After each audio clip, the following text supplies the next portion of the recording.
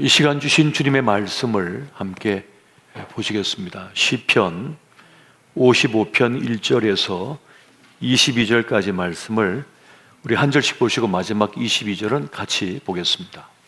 하나님이여, 내 기도에 귀를 기울이시고 내가 간구할 때 숨지 마소서. 내게 굽히사 응답하소서. 내가 근심으로 편하지 못하여 단식하오니. 이는 원수의 소리와 악인의 압제 때문이라. 그들의 죄악을 내게 더하며 노하여 나를 핍박하나이다. 내 마음이 내 속에서 심히 아파하며 사망의 위험이 내게 이르렀도다. 두려움과 떨림이 내게 이르고 공포가 나를 덮었도다.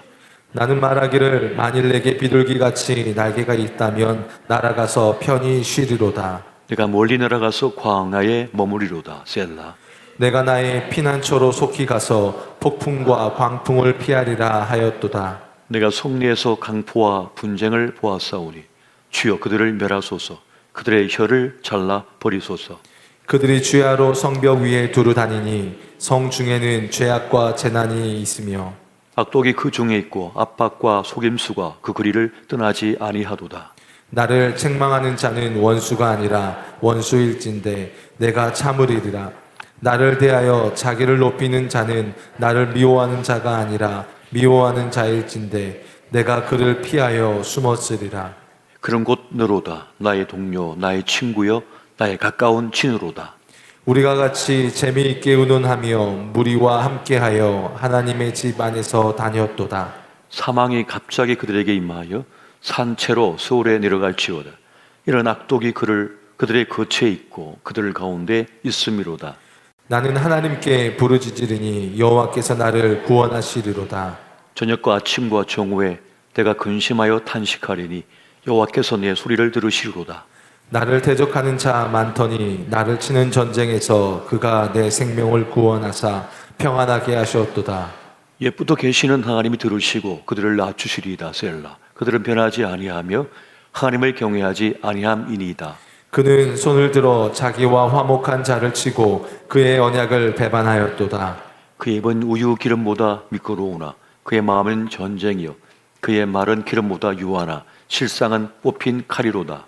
내 짐을 여호와께 맡기라. 그가 너를 붙드시고 의인의 요동함을 영원히 허락하지 아니하시리로다. 다 같이 하나님이여, 주께서 그들로 바벨의 웅덩이에 빠지게 하시리이다. 피를 흘리게 하며 속이는 자들은 그들의 날에 반도 살지 못할 것이나 나는 주를 의지하리이다. 아멘. 오늘은 시편의 노래 55번째 시간으로 주님께 맡긴다는 것이라고 하는 제목으로 귀한 말씀의 은혜를 나누고자 합니다. 내 짐을 주님께 맡긴다고 하는 것은 어떤 의미를 말하는 것일까요? 그것은 내 힘으로 감당할 수 없는 것이 있다는 겁니다. 어떤 일, 어떤 사건, 어떤 문제가 나에게 있다는 것이죠. 오늘 시편 기자는 그것이 무엇인지를 우리에게 말해주고 있습니다. 시편 55편 2절에서 5절까지의 말씀 보면 이렇게 말하죠. 내게 굽히사 응답하소서. 내가 근심으로 편하지 못하여 탄식하오니. 이런 원수의 소리와 악인의 압제 때문이라. 그들이 죄악을 내게 더하며 노하여 나를 핍박하나이다. 내 마음이 내 속에서 심히 아파하며 사망의 위험이 내게 이르렀도다. 두려움과 떨림이 내게 이르고 공포가 나를 덮었도다. 마음이 편치 못하여서 탄식한다고 말을 합니다. 원수의 계속된 악한 말들로 인하여 큰 고통과 아픔 속에 놓여져 있다는 거죠. 핍박이 있고 또 사망의 위험이 늘 도사리고 있다는 그런 고백을 하고 있습니다. 그래서 두렵고 떨려서 공포의 시간을 계속 보내고 있다. 그런 고백을 하고 있는 것입니다. 살다 보면 내 힘으로 감당할 수 있는 일이 있죠. 내 실력으로 얼마든지 넘어설 수 있는 일들이 있습니다. 그런데 어떤 일들은 내 지식을 다 동원하고 내 경험을 다 동원하고 또 내 능력을 펼쳐보지만 도무지 해결할 수 없는 그런 문제를, 그런 사건을, 그런 일들을 만날 때가 있습니다. 그때 우리는 주님께 내 짐을 맡겨드릴 수 있어야 된다, 넘겨드릴 수 있어야 된다는 것을 오늘 시편 기자는 말씀해 주고 있는 것입니다. 오늘 시편 기자가 너무 힘들어하는 이유는 원수 때문이라고 말을 하는데요. 그런데 그 원수가 가까운 친구라고 합니다. 동료라고 말합니다. 같이 하나님을 예배하기 위하여, 찬양하기 위하여 함께 나아가던 이들이었다라고 말을 하는 겁니다. 시편 55편 13, 14절, 20절과 21절 말씀은 이렇습니다. 그런 곧 너로다. 나의 동료, 나의 친구요, 나의 친으로다. 우리가 같이 재밌게 의논하며 무리와 함께하여 하나님의 집 안에서 다녔도다, 이렇게 말을 합니다. 그리고 말하기를 그는 손을 들어 자기와 화목한 자를 치고 그의 언약을 배반하였도다. 그의 입은 우유기름보다 미끄러우나 그의 마음은 전쟁이요, 그의 말은 기름보다 유하나 실상은 뽑힌 칼이로다. 말은 아주 진지하고 또 멋지게 예쁘게 하지만은 실상은 뽑힌 칼이라는 거죠. 나중에 보니까 내 등에 칼이 꽂혀 있는 거죠. 칭찬한 줄 알았는데 나중에 보니까 험담하고 있는 거고, 하나님 앞에 언약을 지키는 것 같더니 사실은 배반이었고, 이런 말을 하는 겁니다. 사람이 겪을 수 있는 가장 큰 고통은 배신이라고 그러죠. 우리 주님께서 겪었던 가장 큰 고난은 채찍질이 아닙니다. 침뱉음이 아닙니다. 배신이었던 겁니다. 한호하며 호산나 다윗의 자손 예수여라고 한호했던 그들이 십자가에 못 박으라 라고 그렇게 저주했죠. 믿었던 제자들도 다 도망가고, 특히 가룟 유다는 배신이 입맞춤을 하면서 우리 주님을 팔아버렸습니다. 은삼십냥에. 이런 큰 아픔이 있다는 거예요. 사랑을 주었기 때문이죠. 신뢰를 주었기 때문에 더 큰 고통과 아픔을 겪는 것입니다. 자, 그러한 때에도 주님께 맡겨야 된다고 오늘 시편 기자는 말씀하고 있는 겁니다. 22절과 23절 보니까 이렇게 말씀하죠. 우리 같이 한번 보겠습니다. 자, 시작. 내 짐을 여호와께 맡기라. 그가 너를 붙드시고 악인의 의인의 요동함을 영원히 허락하지 허락하지 아니하시리로다. 하나님이여, 주께서 그들로 파멸의 웅덩이에 빠지게 하시리이다. 피를 흘리게 하며 속이는 자들은 그들의 날에 반도 살지 못할 것이나 나는 주를 의지하리이다. 아멘. 그가 너를 붙드시고 의인의 요동함을 영원히 허락하지 아니하시로다라고 말씀하면서 우리를 붙드신다고 말씀하잖아요. 그러니까 그러므로 너의 짐을 여호와께 맡기라, 맡겨버리라 라고 말씀합니다. 맡기는 것이 나를 지키는 가장 큰 일이다 라고 말씀하는 것입니다. 여러분의 무거운 짐을 주님께 맡기시기 바랍니다. 내 삶의 짐을, 문제를 주님께 맡겨드릴 수 있어야 된다는 것입니다. 내가 할 수 있는 일이 있고 할 수 없는 일이 있는데 이걸 분별하는 것이 지혜인 거죠. 내가 할 수 없는 걸 자꾸 하려다가 보면 큰 어려움을 당하는 겁니다. 쓰러져 버리는 거예요. 그래서 시편 131편의 1절의 말씀은 이렇습니다.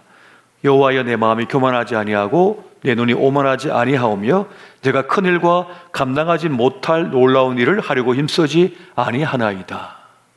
굳이 큰 일을 내가 하려고 하지 않는다는 겁니다. 감당하지 못할 일을 하려고 하지 않는다는 겁니다. 그것은 이 사람이 무능하기 때문이 아닙니다. 똑똑하기 때문이에요. 지혜롭기 때문인 것입니다. 너무 큰 짐을 짊어지면 허리가 부러져 버립니다. 어깨가 부서져 버립니다.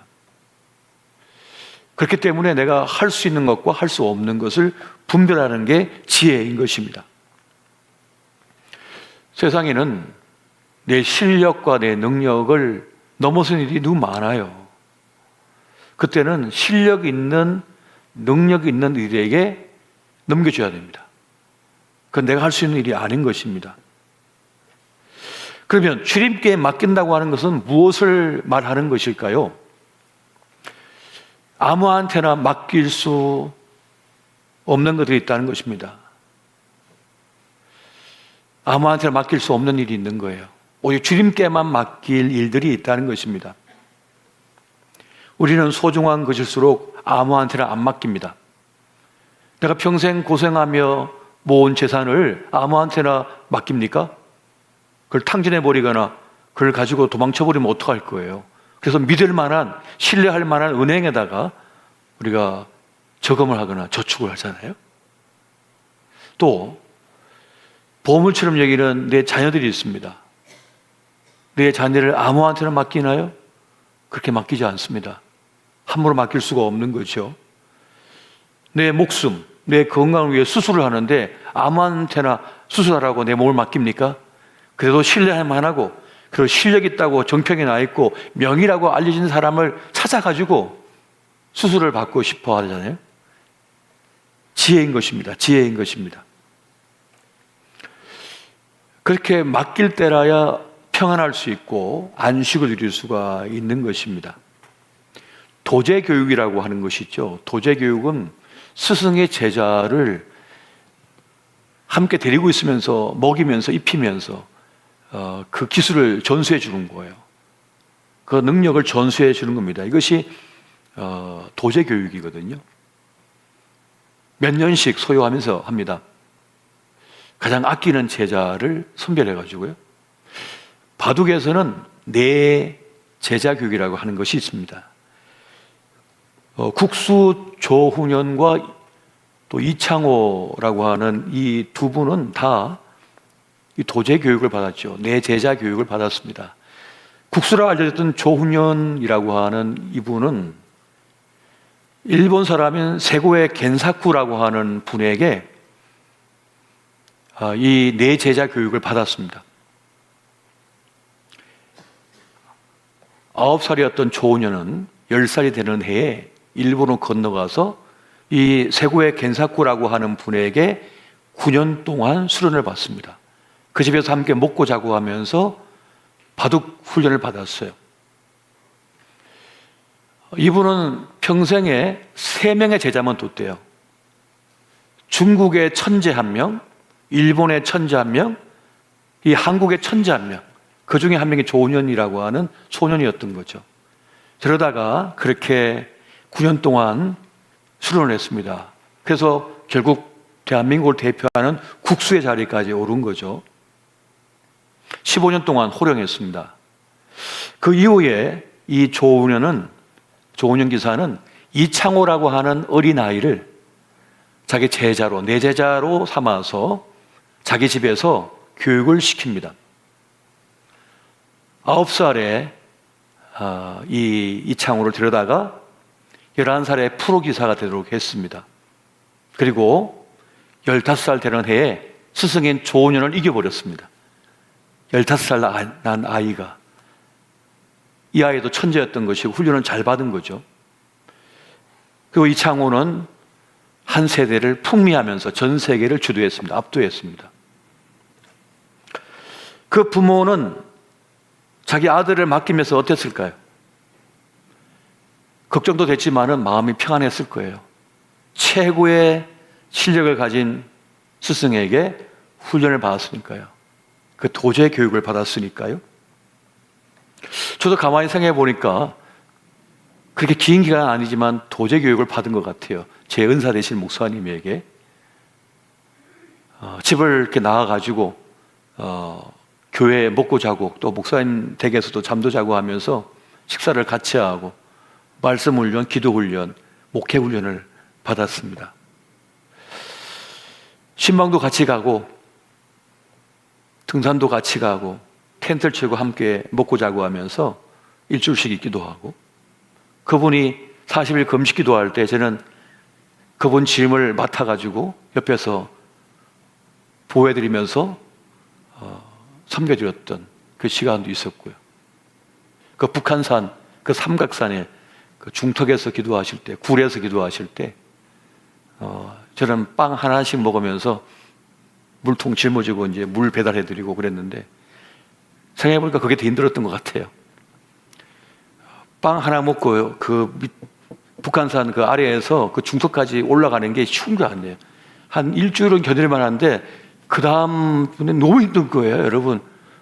빵 하나씩 드시고 여러분 한 일주일 넘어가지고 계속 올라갔다 내렸다 하는 생각해 보십시오. 쉬운 게 아니더라고요. 또 마실 물도 짊어지고 올라가야 되나 이렇게. 근데 같이 옆에서 기도하고 하면서 그런 기도 훈련도 받으면서 지금 생각해 보니까 참 힘겨웠던 것 같은데 너무 좋았던 것 같아요. 목사님과 제가 존경하는 목사님과 함께하는 그 시간이 말이죠. 그 굴이 어디냐 하면 이 절벽이 있는데요. 절벽 안쪽에 동굴이 있었거든요. 그러면 그 앞에 땅떨어지예요. 비가 오는 날은 막 폭포수같이 비가 막 쏟아지는데 잘못하면 거기서 떨어져서 큰일 나거든요. 근데 그렇게 기도를 했던 기억이 납니다. 그런 시간들을 통해서 단련되어지고 훈련받는 것이죠. 만약 우리가 주님께 우리 자녀를 맡겨드린다면 얼마나 큰 안심이 될까요? 가장 잘 아시고 이 아이의 가능성을 아시고 이 아이를 사랑하시는 분이, 그 능력 많으신 분이 우리 자녀를 책임진다면 얼마나 든든할까요? 그래서 우리는 우리 주님께 우리의 자녀를 맡겨드릴 수가 있어야 되는 것입니다. 할렐루야. 주님께 맡겨드릴 수가 있어야 되는 거예요. 요셉은 아기 모세를 더 이상 자신이 지킬 수 없음을 알고 깨닫고 이 바로의 군사들이 쳐들어오기 전에 이 아기를 나일강에 떠내려 보내죠. 하나님의 손에 맡겨드립니다. 믿음으로 맡겨드렸던 것이에요. 그랬더니 하나님의 위대한 사명자가 되어서 출애굽의 역사를 이루는 그러한 인물이 되었던 것입니다. 그래서 우리는 답답할수록 막막할수록 주님께 내가 보배처럼 여기는 거, 소중하게 여기는 내 자녀와 내 삶의 부분을 맡겨드릴 수가 있어야 되는 것입니다.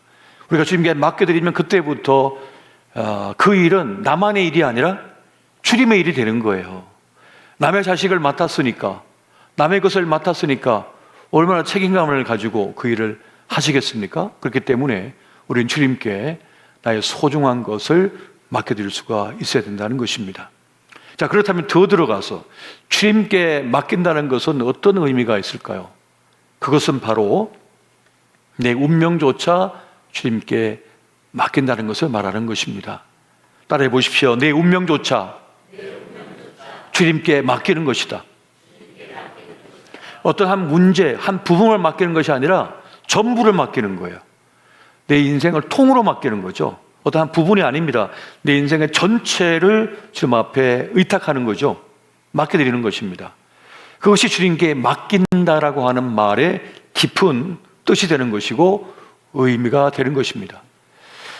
주님께 맡길 때라야 가벼워지는 것이고요. 주님께 맡길 때라야 내가 단단해지는 것입니다. 주님께 안 맡기면 그 문제에 계속 묶여 있는 거죠. 내 인생의 모든 것을 주님 앞에 맡겨드릴 때 주님께서는 가장 완전하게, 가장 온전하게, 가장 멋지게 우리의 삶을 만지시고 이끌어 가시게 된다는 것입니다. 그래서 지금 우리가 해야 할 가장 시급한 일은 주님께 내 문제를, 내 짐을 주님께 맡겨드리는 것임을 여러분 명심하시기 바랍니다. 남북전쟁 당시에, 미국의 남북전쟁 당시에 링컨 대통령은 큰 짐을 짊어지게 됐습니다. 하루에도 몇천 명씩 죽어가고 있었거든요. 같은 민족이, 같은 나라 사람이 마치 우리가 6.25 전쟁을 하듯이 형제끼리 총부리를 겨누고 서로 죽이고 있는 거예요. 그럼 이 전쟁을 빨리 끝내야 되거든요. 그래야만 더 이상 피할림이 없고 아픔이 없고 상처가 없는 것이거든요. 그런데 이 짐을 짊어졌으니까 얼마나 무거웠을까요? 얼마나 힘겨웠을까요? 그때 그런 고백을 하죠. 하나님이 내 편이 되시기보다 내가 하나님 편이 되어야겠다는 그런 기도를 하고 있습니다. 사람들은 자기의 목적을 위하여, 자기가 원하는 바를 위하여 하나님을 동원하려고 하지만 링컨은 내 뜻이 아니라, 내 생각이 아니라 하나님의 생각, 하나님의 뜻에 자신이 맞추어지기를 원한다는 그런 기도를 드렸습니다. 그리고 그의 손때가 가장 많이 묻었던 성경의 그 구절을 보면은 시편 34편 4절이었다고 합니다. 거기에 보면 이런 고백이 있습니다. 내가 여호와께 간구하매 내게 응답하시고 내 모든 두려움에서 나를 건지셨도다. 그 무거운 짐을 짊어지고 그가 주님 앞에 엎드려 기도했습니다. 주님께 그 문제를 맡기고 구했던 것이죠. 그래서 그 두려움과 그 공포에서 벗어날 수 있었다는 그 고백을 하고 있는 것입니다. 어머니로서의 무게가 있죠. 아버지로서의 무게가 있습니다. 또 자식으로서의 무게가 있습니다. 또 내가 다니는 직장에서의 내 직의 무게가 있습니다. 또 교회에서의 내 직분의 무게가 있는 거예요. 그 무거운 짐을 짊어지고 우리가 살아가고 있는 것입니다. 어떻게 그것을 감당할 수 있느냐? 주님께 내 짐을 맡겨드리며 그 직분을 감당할 수 있다는 것입니다. 주님께 맡길 때 가장 완전하게 됨을 믿으시기 바랍니다. 주님께 맡길 때 완벽하게 되는 것입니다. 더 잘 되는 것입니다. 그리고 주님께 맡길 때라야 평안과 안식을 누릴 수가 있는 거예요. 평안과 안식을 누릴 때라야 우리는 잘 사는 인생이 되는 겁니다. 아무리 좋은 것을 먹어도, 좋은 것을 입어도, 많은 걸 누리고 있는데 마음에 평강과 안식이 없는 겁니다. 고통인 거죠. 가장 중요한 건 뭐냐? 내 평안과 안식을 내가 누릴 수 있는가입니다. 주님께 맡길 때라야 그 평안과 안식을 누릴 수가 있으며 가장 온전하게 된다는 것을 말씀하는 것입니다. 여러분, 결혼 대상자를 찾을 때 고려사항이 있죠. 또 자식들을 시집장가 보낼 때 고려사항이 있습니다. 뭐 좋아하는 거 사랑하는 건 기본값이죠. 그건 기본이죠. 좋아하니까 사랑하니까 결혼하니까 당연한 거죠. 그 다음 조건이 뭔지 아세요? 안정감입니다. 안정감이 있느냐가 중요한 겁니다. 미래에 대하여 생각할 때 안정감이 있느냐? 건강을 생각할 때 안정감이 있느냐? 끝까지 책임지고 그 가정을 잘 이끌 수 있느냐라고 하는 여러 부분 중에서 이 안정감은 가장 중요한 것이 됩니다. 그래서 주님께 맡긴다고 할 때 그것은 가장 안정적인 선택이 되는 겁니다. 가장 완벽한 선택이 되는 거예요. 그래서 힘들수록, 복잡할수록, 어려울수록 우리 주님께 맡겨드릴 수가 있어야 되는 겁니다. 주님께 맡길 때 복잡한 것이 정리가 되어버립니다. 너무 복잡한 일인데 그냥 맡겨드릴 때 그 복잡한 것이 해결되는 거예요. 우리 생각에는 그걸 내가 다 풀어내야 되고 다 해결해야 할 것 같지만은 하나님을 선택하고 그 결과는 주님께 맡겨버리는 겁니다. 그때 정리가 될 수가 있는 거예요. 그게 진짜 정리가 되는 겁니다. 안 될 것 같은데 정리가 되는 거예요. 이게 신비인 거죠. 신앙의 신비입니다. 그리고 불가능할 것 같은데 맡기면 가능하게 되는 거예요. 어찌됐든 결론이 나오는 것입니다. 맡기면 불완전한 내 뜻이 이루어지는 것이 아니라 온전하신 완벽하신 주의 뜻이 이루어질 것이기 때문에 주의 뜻에 내 짐을 맡겨드리는 겁니다. 생사고락간에 맡겨버리는 겁니다. 그리고는 그 결과가 어떻게 나오든 그걸 수용해버리는 거죠. 그걸 수용해버리는 거예요. 돈을 잃었어요? 그걸 수용하는 겁니다. 잃었어. 주에 맡겼기 때문에, 주님께 맡겼기 때문에 그 결과를 수용하는 거예요. 돈을 땄어요? 그러면은 그 결과도 수용하는 거죠. 그것이 매우 중요한 겁니다. 이걸 주님의 뜻으로 받아들일 때, 그 결과를 받아들일 때 내 마음이 더 이상 고민이 없어요. 자책이 없습니다. 책망이 없어요. 비천한 마음이 안 들어요. 패배감이 안 들어요. 놀랍게도 주님께 온전히 맡겨드린 사람은 졌는데 패배의식으로 자기를 괴롭히지 않아요. 주님을 믿는 믿음으로 맡겼기 때문에. 이게 믿음의 힘이라고 하는 거예요. 이게 믿음의 힘입니다. 믿음의 힘은 놀라운 것입니다. 그래서 주님께서 늘 우리에게 믿음이 있느냐라고 말씀하는 거예요. 믿음이 있느냐라고 말씀하는 것입니다. 단테 신곡에 보면 그 죄악의 구조에 대하여 다루거든요. 그 죄악의 구조 속에 제일 밑바닥 구청에 있는 게 뭔지 아세요? 배신입니다. 배신의 죄입니다. 배신의 죄의 결과가 뭔지 아세요? 믿음을 잃어버림입니다. 신뢰를 잃는 것입니다. 이게 왜 죄악의 구조 속에 가장 밑바닥 깊은 곳에 있느냐? 가장 큰 비참이고 고통이고 지옥의 삶이기 때문에 그렇습니다. 못 믿어요. 나도 저 사람 못 믿고 그도 나를 못 믿어요. 나도 나를 못 믿어요.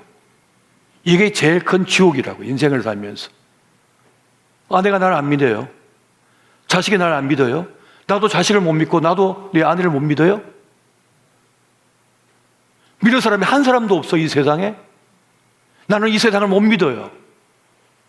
아무것도 못합니다. 가장 큰 고통이고 가장 큰 두려움입니다. 저 북녘 땅의 가장 큰 고통이 뭡니까? 형벌이 못 믿는 겁니다. 언제 고발당할지 모르잖아요. 상사도 못 믿어요. 동료도 못 믿어요. 친구도 못 믿어요. 가족도 못 믿어요. 자기 자식도 못 믿어요. 술 한잔 했다가 딴말을 했다가 나중에 감옥 가면 어떡해? 믿는 것이 가장 큰 보물 중에 하나입니다. 주님을 믿고 나를 의탁한다. 내 짐을 맡겨드린다 할 때 가장 중요한 관건은 뭐예요? 믿음이에요. 신뢰예요. 그래서 진짜 믿고 맡기는 사람은 평안을 누려버린 거예요. 안식을 누려버리는 거예요. 그리고 그 결과에 대해서 그냥 수용해버려요. 주의 뜻이라면 죽음조차도 받아들이겠습니다. 제가 전번에 봄노회를 하는데 제가 노회장이라 성찬식을 집례했습니다. 그때 이제 떡을 나누고 또 포도주를 나누었습니다. 그때 제가 그런 메시지를 전했습니다. 우리가 주님의 잔을 들었다. 주님께 나에게 주신 잔이다. 그럼 독주라도 마실 수 있느냐? 주님께서 주시는 잔인데 그게 독주라도 마실 수 있느냐 하는 거예요. 그런데 우리 주님께서 받아든 잔은 독주였습니다. 십자가의 길로 가는 것이었으니까요. 할 수만 있다면 이 잔을 옮겨 주옵소서. 할 수만 있다면 이 잔을 옮겨 주옵소서 라고 했지만 마지막에는 주님께서 어떻게 했습니까? 주님의 뜻이라면 받아들이겠다고 하시며 독주를 받으셨지요. 십자가에 올라가시지 않습니까? 우리가 주님을 믿는데 주님께서 독주라도 주신다면 과연 받을 수가 있는가? 여러분 어떻게 대답하시겠습니까? 그에 앉아 계신 목사님들은 예 하고 받으시더구만요. 주님을 믿는다고 하는 것, 주님을 신뢰한다고 하는 것은 그런 것입니다. 주의 뜻이라면 다 받아들이겠다는 거죠. 우리가 진정으로 주님을 신뢰하면 다 수용하고 정말 우리가 주님을 신뢰하면, 믿으면 순종하게 됩니다. 따르게 됩니다. 따르는 믿음의 사람이 되는 거예요. 진짜 믿으면 고민이 없습니다. 복잡한 게 하나도 없습니다. 그냥 따라버립니다. 그냥 순종해버립니다. 여러분, 우리가 주님을 따르면요, 이제는 내 수준이 아니라 하나님의 수준으로 살아가는 거예요. 주님께서 원하시는 길을 가니까 그 하나님의 수준으로 사는 거죠. 그 길을 걷는 것입니다. 또 우리는 내 인생의 짐 가운데 죄의 짐도 주님 앞에 맡겨드려야 되는 것입니다. 여러분, 죄는 짊어지는 게 아닙니다. 죄는 버려야 되는 거예요. 그 짐을 주님께 내어놓아야 되는 겁니다. 그 죄의 짐은 결국 우리를 파멸시키기 때문에 그러한 것입니다. 돈이 있고 권력이 있고 외모가 있고 건강이 있어도요, 죄는 그 인생을 파멸시켜버립니다. 죄는 그게 무서운 겁니다. 오만과 교만에 빠져들게 만들어서 지금 갖고 있는 모든 걸 다 잃어버리게 만드는 거예요. 스스로, 자기 스스로 다 버리게 만들어요. 죄는 그런 것입니다. 그래서 죄가 있다면 죄의 짐을 주님께 내어놓아야 되는 거예요. 회개해야 되는 것입니다.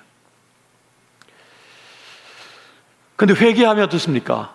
그 주님 앞에 그 죄의 짐을 내려놓고 죄의 보따리를 내려놓고 회개하면 용서받습니다. 용서받을 뿐만 아니라 하나님께서 주시는 새로운 길이 열려져 버리는 거예요.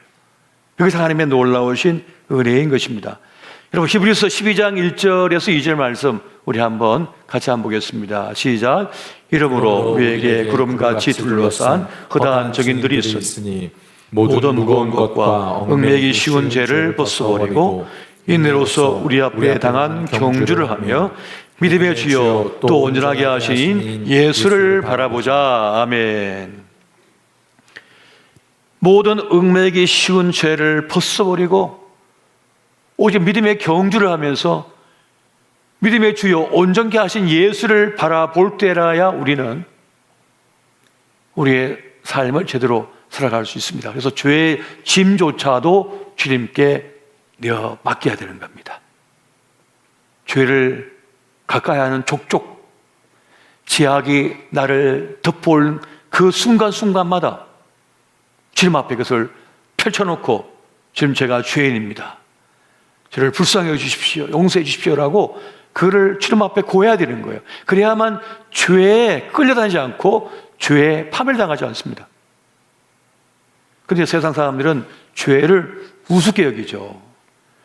내가 다 이거를 조작해가지고 이걸 감출 수 있다고 생각하고 그걸 해결할 수 있다고 생각하지만 천만에요. 불가능합니다. 인간은 그런 능력이 없습니다. 그럴 능력이 없다고 해요. 죄는 오직 주님만이 해결할 수 있음을 믿으시기 바랍니다. 그래서 죄를 자백해야 되는 거예요. 회개해야 되는 거예요. 주님 앞에 고백해야 되는 거예요. 아니면 그 죄악의 어두운 그림자가 운명이 돼버립니다. 나중에는 해결책이 없어요. 오직 주님께만 나와 자백하고 회개할 때 해결될 수가 있는 것입니다. 왜 그렇습니까? 진짜 능력자는 하나님이시니까. 진짜 구원자는 하나님이시니까. 우리 인생의 주권자가 하나님이신 줄 믿으시기 바랍니다. 이 믿음이 있을 때라야 세상의 어떤 문제, 어떤 역경, 어떤 난간을 만났을 때 버틸 수가 있는 겁니다. 안 묶여요, 여기에. 안 묶인다는 거예요. 거기에 끌려다니지 않아요. 나의 구원자는 오직 주님이시다. 나의 주권자는 주님이시다라고 하는 이 확신을 꽉 붙들고 있으면 어떤 모욕을 당하고 어떤 문제를 만나고 어떤 시험을 만나도 괜찮습니다.